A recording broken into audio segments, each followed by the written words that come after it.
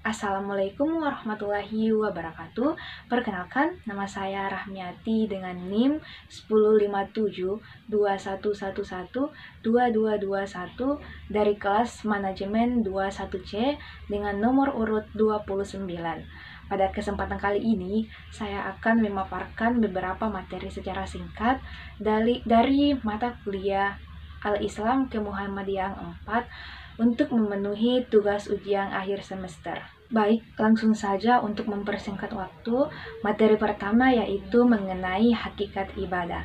Nah, seperti yang kita ketahui bahwasanya hakikat ibadah ini secara umum adalah segala sesuatu yang dilakukan oleh manusia atas dasar kepatuhan kita kepada Allah Subhanahu wa taala dan sebagai jalan untuk mendekatkan diri kepadanya. Nah, ada fungsi dari hakikat ibadah yaitu untuk mengembangkan nilai-nilai ketakwaan kita kepada Allah Subhanahu wa taala dan hikmah hakikat ibadah pun yaitu seperti halnya untuk menyembuhkan hati kita yang sedang sakit. Misalnya, jika kita gelisah, maka cobalah untuk mendekatkan diri kepada Allah Subhanahu wa taala, maka kita akan merasakan sebuah ketenangan yang ada di dalam hati kita tersebut. Baik, selanjutnya yaitu materi kedua mengenai sholat. Kita sebagai umat muslim pasti tahu apa itu sholat. Nah, sholat itu adalah tiang agama yang tidak akan tegak tanpanya. Sholat merupakan salah satu perintah Allah yang pertama yang diwajibkan. Sholat ini merupakan kewajiban yang harus diutamakan oleh umat muslim kepada Allah Subhanahu wa taala karena sesuatu hal yang sangat diwajibkan.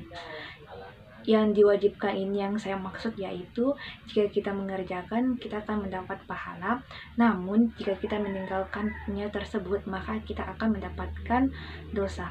Oleh karena itu, kita sebagai umat muslim harus bisa menjaga sholat kita dan harus bisa melaksanakan sholat secara tepat dan sholat 5 waktu tersebut di dalam kehidupan kita agar kita bisa merasakan ketenangan dan tentramnya kehidupan kita.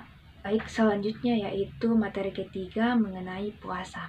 Nah, puasa itu pun sendiri adalah salah satu kegiatan yang dilakukan secara sukarela, yaitu dengan cara menahan diri dari makan, minum, hawa nafsu, serta menahan diri dari perbuatan yang buruk.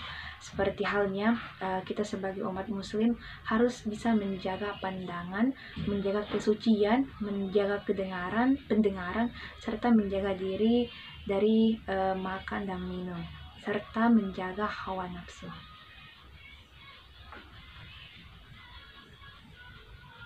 Baik, selanjutnya yaitu materi keempat mengenai zakat. Zakat ini adalah bagian tertentu dari harta yang wajib dikeluarkan oleh setiap umat muslim apabila telah mencapai ketetapan yang telah ditentukan. Zakat ini juga merupakan salah satu bagian dari rukun Islam yang dimana zakat ini hanya diberikan kepada orang-orang yang berhak menerimanya. Baik, materi selanjutnya yaitu materi kelima mengenai haji. Nah, haji ini merupakan proses kegigihan seorang hamba untuk mengunjungi Baitullah atas dasar ingin bertemu dengan Tuhan atau ingin mendekatkan diri kepada Allah Subhanahu wa taala.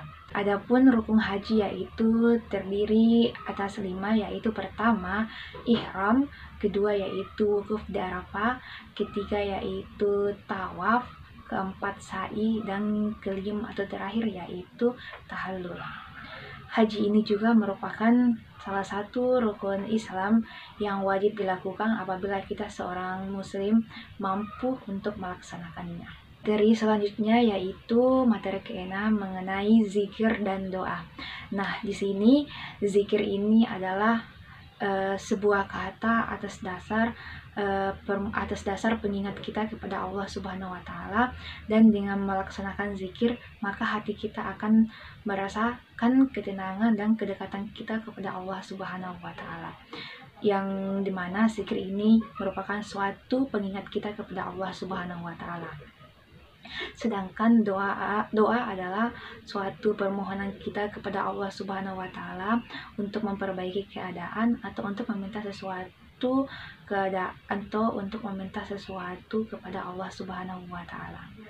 Baik, materi ketujuh yaitu mengenai etos kerja muslim, yang dimana etos kerja muslim ini adalah suatu sikap kepribadian yang melahirkan keyakinan secara mendalam bahwasanya bekerja itu bukan hanya untuk menampakkan diri atau untuk meningkatkan derajat, melainkan bekerja juga merupakan salah satu amal ibadah kita kepada Allah Subhanahu wa taala.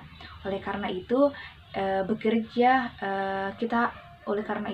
kita bekerja, maka kita berniat atas dasar kepada Allah Subhanahu wa taala dan untuk keluarga kita atau diri kita.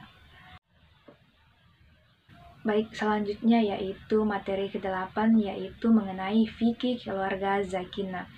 Yang dimaksud di sini yaitu fikih keluarga sakinah yaitu merupakan sesuatu bagaimana cara kita membangun keluarga secara sakinah, mawaddah warahmah, dan membangun keluarga atas dasar niat kita kepada Allah Subhanahu wa taala sebagai ibadah. Materi selanjutnya yaitu materi ke-9 mengenai kewarisan. Nah, kewarisan yang dimaksud di sini adalah suatu kajian yang berkaitan dengan masalah hibah.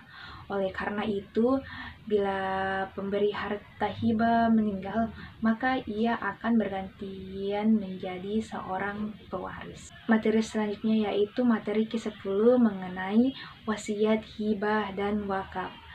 Nah, langsung saja yaitu pertama, wasiat. Wasiat ini merupakan pesan yang mengandung kebaikan yang akan dijalankan ketika seseorang tersebut telah meninggal dunia. Sedangkan wakaf adalah pemberian kepada seseorang secara sukarela tanpa mengharapkan imbalan atas bentuk dasar apapun. Sedangkan selanjutnya yaitu wakaf. Wakaf ini merupakan salah satu harta milik pribadi yang diberikan kepada seseorang sebagai bentuk kepentingan bersama. Baik, selanjutnya yaitu materi ke-11 mengenai hak asasi manusia. Hak asasi manusia ini merupakan hak manusia yang sudah ada, mendasar dan melekat padanya, yang sudah ada dimanapun mereka berada. Hak asasi manusia ini juga tumbuh pada diri kita sejak kita lahir hingga sekarang. Oleh karena itu, setiap manusia berhak untuk berpendapat karena mereka mempunyai hak tersendiri, yaitu memiliki hak asasi manusia. Baik, langsung saja materi ke-12 yaitu mengenai fikih informasi. Fikih informasi ini merupakan salah satu bidang ilmu dan syariat Islam yang membahas tentang persoalan hukum dan hukum yang mengatur tentang aspek kehidupan manusia dengan Allah Subhanahu wa taala. Dari terakhir yaitu materi ke-13 yaitu membahas tentang fikih lalu lintas, yang dimana di sini merupakan fikih lalu lintas yaitu suatu aturan yang harus ditetapkan saat melaksanakan atau saat berkendara di jalan, yang dimana kita sebagai umat muslim harus bisa mentaati lalu lintas dan bisa mentaati hukum atau aturan yang ada. Mungkin hanya ini yang sempat saya sampaikan, kurang dan lebihnya mohon dimaafkan. Sekian, wassalamualaikum warahmatullahi wabarakatuh.